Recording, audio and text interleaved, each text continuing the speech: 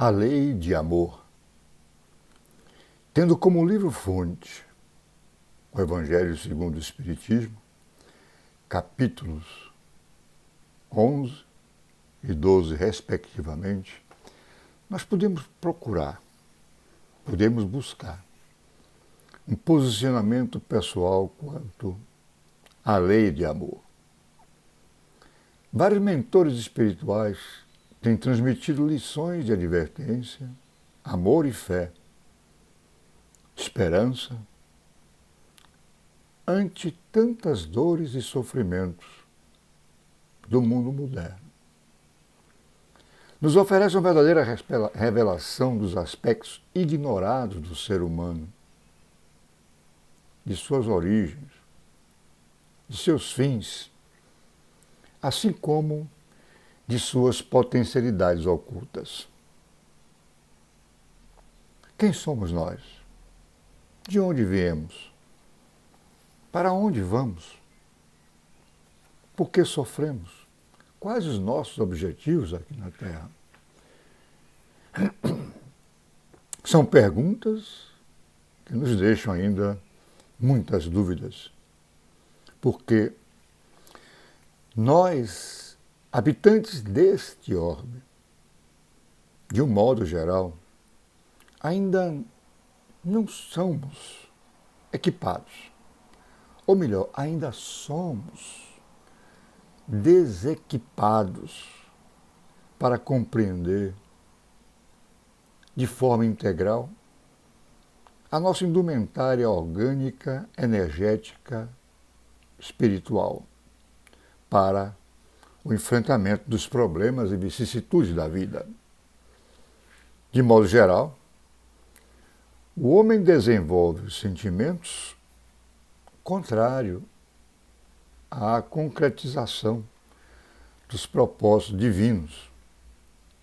O amor é interpretado tão somente à conta de emoção transitória dos sentidos materiais.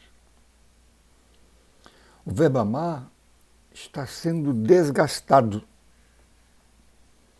Em geral, se traduz o verbo amar pelas atividades cariciosas.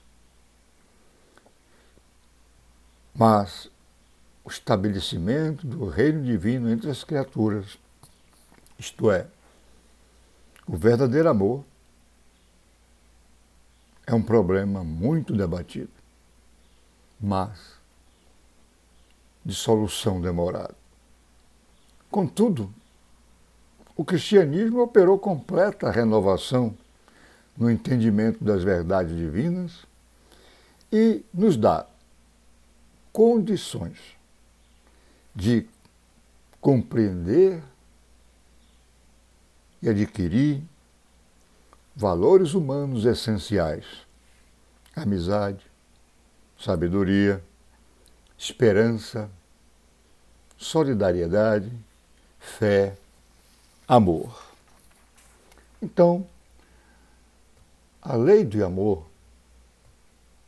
ela começa dentro daquilo que conhecemos como regra áurea. Antes mesmo da vinda do Cristo, a regra áurea já era ensinada, trazida pelos seus embaixadores, como podemos ler no livro A Caminho da Luz. Nos diz Emmanuel, no capítulo 41 do livro Caminho, Verdade e Vida, que a regra áurea já era conhecida de alguma forma por todos os povos. Repetindo o que ele disse: diziam os gregos, não façais ao próximo o que não desejais receber dele. Afirmavam os persas, fazeis como quereis que se vos faça. Declaravam os chineses, o que não desejais para vós, não façais a outrem. Recomendavam os egípcios, Deixai passar aquele que faz aos outros o que desejava para si. Doutrinavam os hebreus: o que não quiserdes para vós, não desejeis para o próximo. Insistiam os romanos: a lei gravada nos corações humanos é amar os membros da sociedade como a si mesmo. Mas com Jesus, ama a teu próximo como a ti mesmo. Todos receberam a lei de ouro. Todos que a receberam procederam como instrumentos mais ou menos identificados com a inspiração dos planos mais altos da vida. Entretanto, seus testemunhos foram fragmentados e suas figuras se perderam, se apagaram no âmbito dos templos. Mas, com Jesus, a lei de ouro, ela é novidade divina, porque Jesus ensinou e exemplificou, não com virtudes parciais, mas em plenitude de trabalho, de abnegação, de amor. Então, a regra áurea institui um dever. Façam aos outros o que vocês querem que eles lhes façam. E na execução desse dever, o homem não deve cogitar da compreensão alheia. O aprendiz amará o próximo como a si mesmo. Ponto. E o mestre, ele engrandeceu a fórmula, dizendo: um novo mandamento eu vos dou. Abre aspas. Um novo mandamento vos dou, que vos ameis uns aos outros, como eu vos amei. É importante observar na leitura que ele não guarda absoluta identidade com a regra áurea. Mas a recomendação desse novo mandamento assegura o regime de verdadeira solidariedade, garante a confiança fraternal e a certeza do entendimento recíproco, reconhecendo que cada um, na intimidade do lar da sua fé, conta com irmãos que amparam uns aos outros. No Livro dos Espíritos, a questão 888A está claro. Abre aspas. Amai-vos uns aos outros. Eis toda a lei divina, mediante a qual Deus governa os mundos. O amor é a lei de atração para os seres vivos e organizados. A atração é a lei de amor para a matéria orgânica, para a matéria inorgânica. Então, qualquer que seja o grau de adiantamento que aconteça com qualquer um de nós, o espírito está sempre colocado entre um superior que o guia e aperfeiçoa e um inferior, diante do qual tem o mesmo dever a cumprir. A lei de Deus, que abrange todas as circunstâncias da vida, está resumida na máxima de Jesus sobre o amor ao próximo. Qual ocorre com a natureza, irmãos? Se o vento espalha entre as plantas o princípio da vida, a bondade invisível distribui com todos os corações a opção de acesso à senda do amor. O amor é a essência divina e todos nós, indistintamente, o carregamos no fundo do coração, a chama desse fogo sagrado, conforme está no Evangelho. E mesmo conforme está no Evangelho, nós podemos observar a palavra de Lázaro. O amor resume a doutrina de Jesus. Na palavra de Fenelon, o amor é a essência divina. E na palavra de Sansão, amai muito, a fim de serdes amados. Estamos todos neste orbe passando por grande transição. É lógico, temos que ter a consciência de que ela não se dará por um passe de mágica. É um processo de transformação lento e gradual, mas impostergável. Então, estamos numa grande travessia, atravessando a grande ponte entre a animalidade primitiva e a espiritualidade.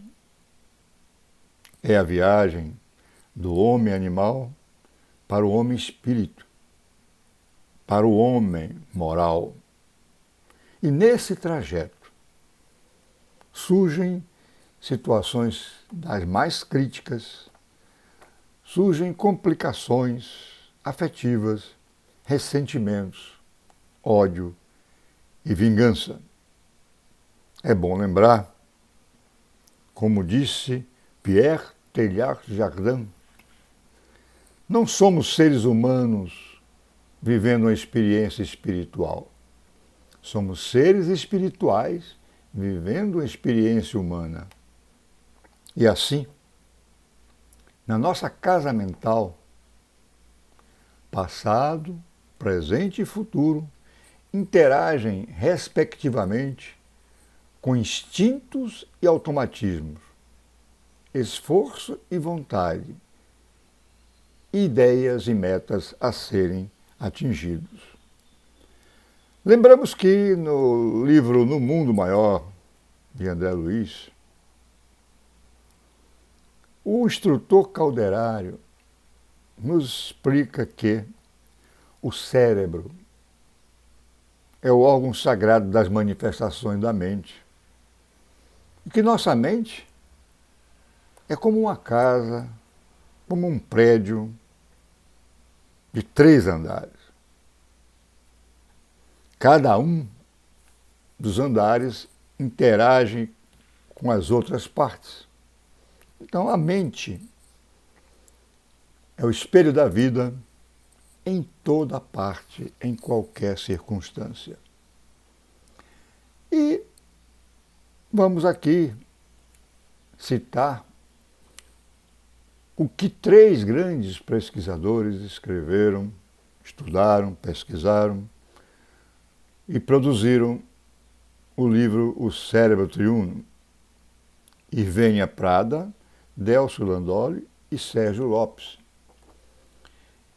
Para efeitos de estudo, as leis morais, segundo eles, estão acondicionadas em cada um desses andares, distribuídas em cada um desses andares. No primeiro andar, que é o cérebro inicial, é a residência do nosso impulso automático. Lá estão acondicionadas as leis de reprodução, de conservação e de destruição. É o cérebro inicial. No segundo andar, cérebro intermediário, é o domicílio das conquistas atuais. E lá estão as leis do trabalho, de sociedade, de progresso, de igualdade e liberdade. No terceiro andar, que é o cérebro frontal, a casa das noções superiores, estão as leis de adoração, de justiça, de amor e caridade e de perfeição moral. Então, o primeiro andar representa o inconsciente, o segundo andar, o consciente, e o terceiro andar, o superconsciente. Esse cérebro triuno é o instrumento de manifestação para as escolhas de nossas atitudes, sejam primitivas ou mais elaboradas. E quem está no comando de tudo isso? Lógico, o comando é do espírito. Se as necessidades materiais do nosso corpo reclamam esforço pessoal diário, as necessidades do espírito não serão solucionadas pela expectativa inoperante. É preciso trabalho. Porque o objetivo do homem na Terra é a sua melhora espiritual. Para tanto, é imprescindível aprender a amar. Porque a evolução da alma é o propósito da vida. O aperfeiçoamento de cada um deve realizar-se por meio do trabalho, do esforço, de todas as alternativas da alegria e da dor, conforme nos recomenda Leon Denis. Então, é imprescindível aprender a amar. Porque o amor não é um empréstimo divino para o homem, e sim uma aquisição de cada um a cada dia. O adiantamento de cada um é obra própria. Mas é bom que a gente tenha consciência de que ninguém vive só. Nós vivemos uma vida gregária, uma vida coletiva. Então, amar é uma aprendizagem, não um automatismo do sentir. É conviver. E conviver é uma construção, segundo nos recomenda a irmã Cidefo. Porque ninguém ama só de sentir. O amor verdadeiro é vivido nas atitudes de cada dia, na vivência de todas as nossas experiências, conforme os desígnios do Pai. Então, o amor fraterno é luz imperecível no caminho eterno. A fraternidade pura é o mais sublime dos sistemas de relações entre as almas. O homem que se sente filho de Deus e sincero irmão das criaturas não é vítima dos fantasmas, do despeito, da inveja, da ambição, da desconfiança. Então, é seguir a caminhada, seguir o caminho através da educação. Porque pela educação se busca transformar impulsos e desenvolver potencialidade. Se amar é uma aprendizagem, precisamos de educar para amar. E essa educação, de um modo geral, uma educação intelectual, política, moral, mas, sobretudo, uma educação espiritual, onde a um só tempo temos o ser e o vir a ser. E o grande laboratório dessa educação é a própria vida.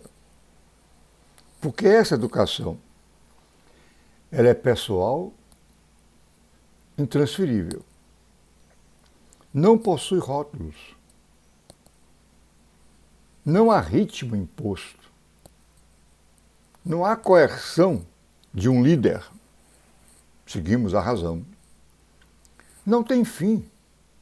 Nós vivemos todo o tempo fazendo escolhas. Essa educação pode ser perfeitamente muito prazerosa através do amor. Emmanuel nos diz que a ciência avança e pode estar cheia de poder, mas só o amor beneficia. A célebre frase que Sócrates leu no alto de um templo em Delfos, conhece-te a ti mesmo, é o embrião da reforma íntima, pelo menos para que a gente possa compreender, porque reforma íntima é o conceito básico do Espiritismo que resume a verdadeira razão da vida. Então, se a ciência avança, ela pode concretizar muitas coisas úteis, mas só o amor institui obras mais altas. Lembramos da história de Paulo, quando ele passa por uma grande prova de fogo. Então, essa grande prova de fogo é trabalhar para as aquisições espirituais. O mundo está cheio de fortunas, posições, valores e inteligências que não suportam a prova de fogo. Como disse, a história de Saulo, que depois converteu-se em Paulo, é um exemplo. Então, o caráter, o amor, a fé, a paciência, representam conquistas para a vida eterna, realizadas com o auxílio do Mestre. O estabelecimento do reino divino, como foi dito no início da nossa conversa, que é o próprio amor, entre as criaturas, é um problema muito debatido, mas de solução demorada. Porque falar bem, ensinar com acerto, crer sinceramente, são fases primárias do serviço. Fases primárias. Então é imprescindível trabalhar, fazer e sentir como Cristo. Por isso Cristo indagou do apóstolo Pedro por 3 vezes, quanto à sua segurança, quanto à segurança de seu amor. Jesus, ao indagar Pedro, não reclama, apenas querer saber de Pedro, deixando perceber que com amor as demais dificuldades se resolvem.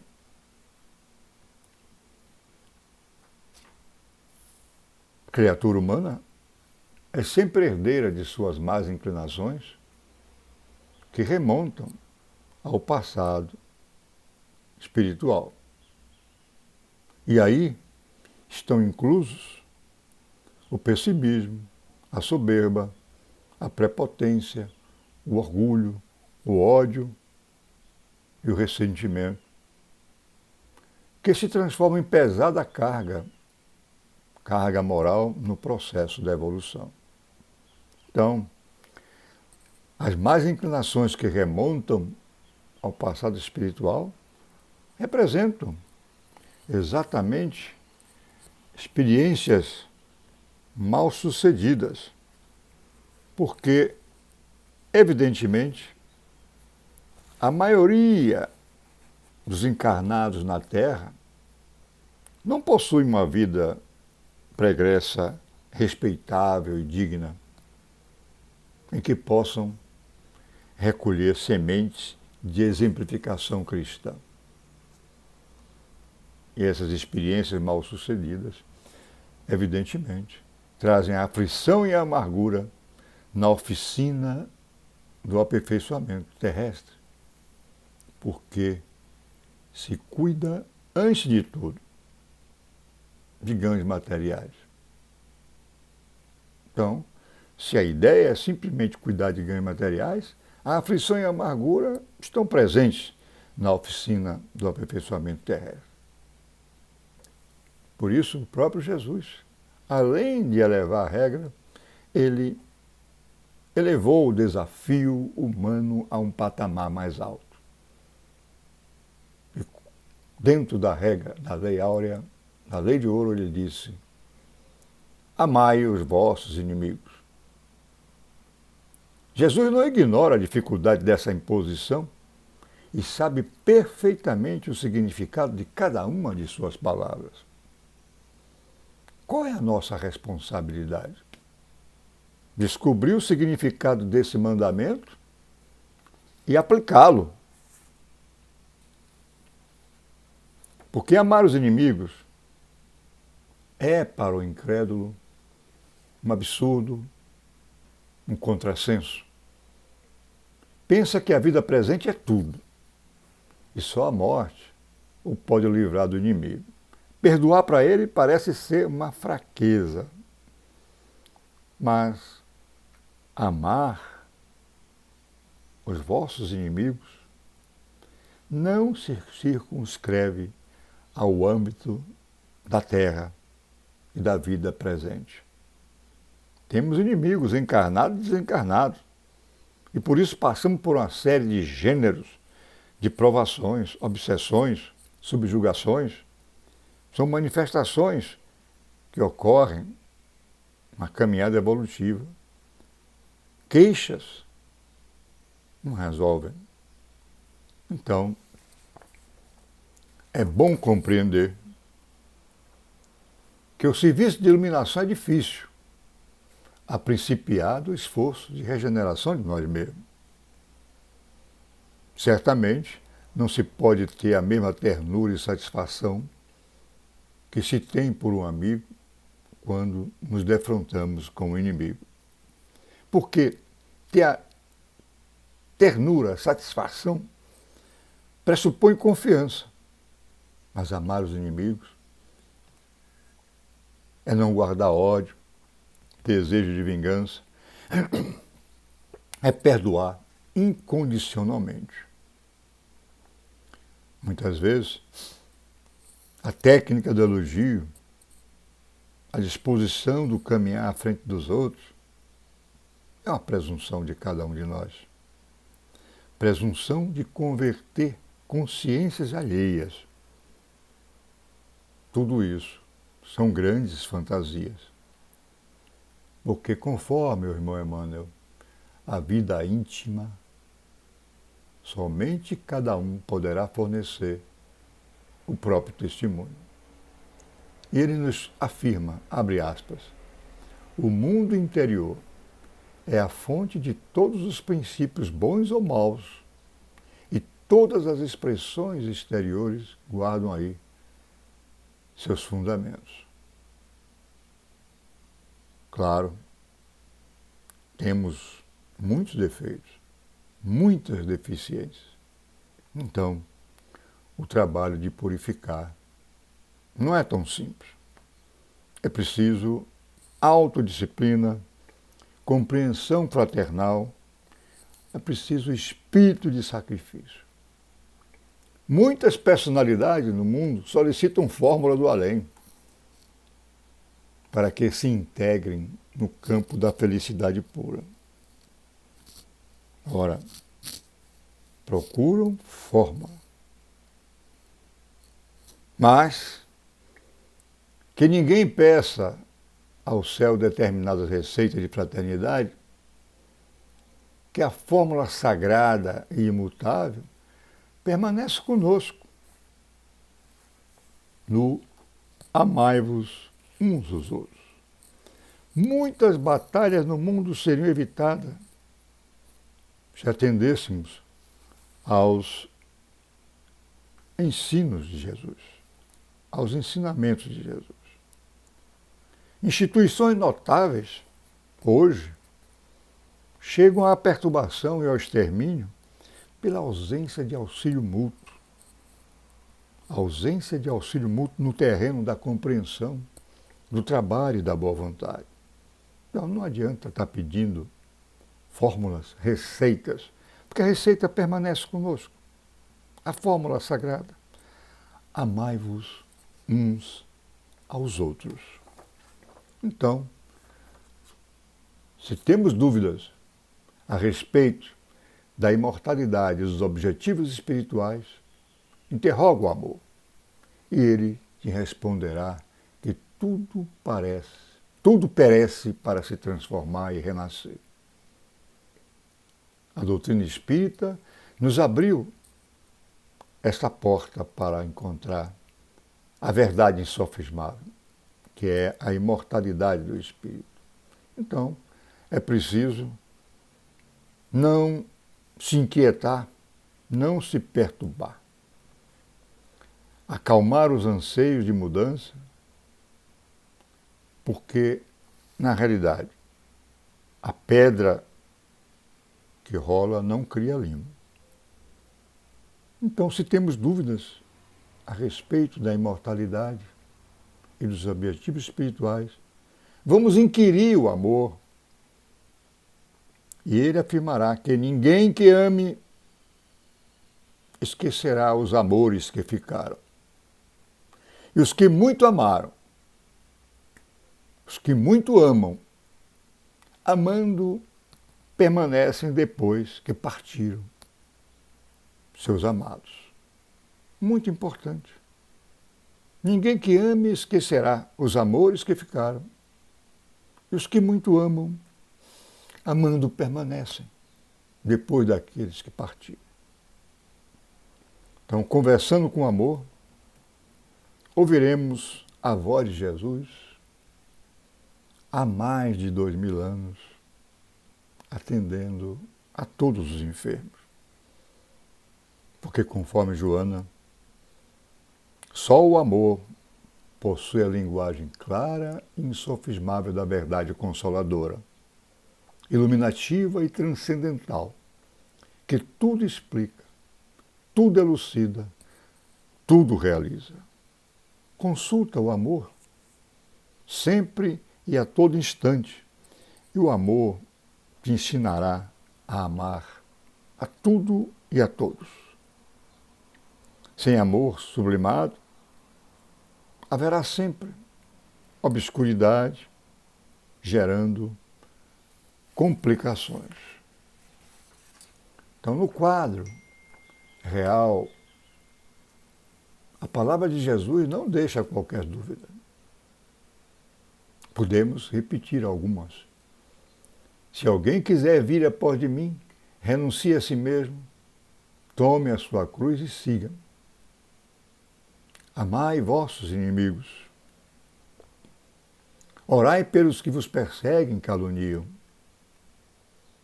Bendizei os que vos maldizem.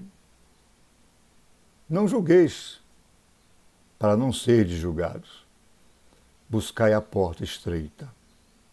Então, mediante afirmativas tão claras, é impossível aguardar um Cristo ou aguardar em Cristo um doador de vida fácil. Conforme Emmanuel, no capítulo 169 do livro Caminho, Verdade e Vida, ele afirma, abre aspas, se cristianismo é esperança sublime, amor celeste e fé restauradora, é também trabalho, sacrifício, aperfeiçoamento constantes. Então, amemos uns aos outros e vamos pedir ao Mestre Jesus que, através dos seus mensageiros, dos nossos guardiões, nos inspire a vontade para imprimir em nossa alma o seu Evangelho e que nos ajude a prosseguir na vida, estudando as suas lições e aprendendo na prática de cada dia. Porque quem ama, enxerga. Quem ama, sempre vê o futuro.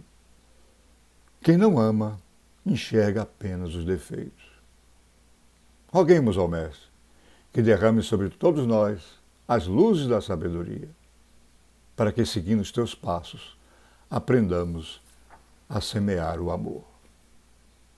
Deus seja louvado. Muito obrigado.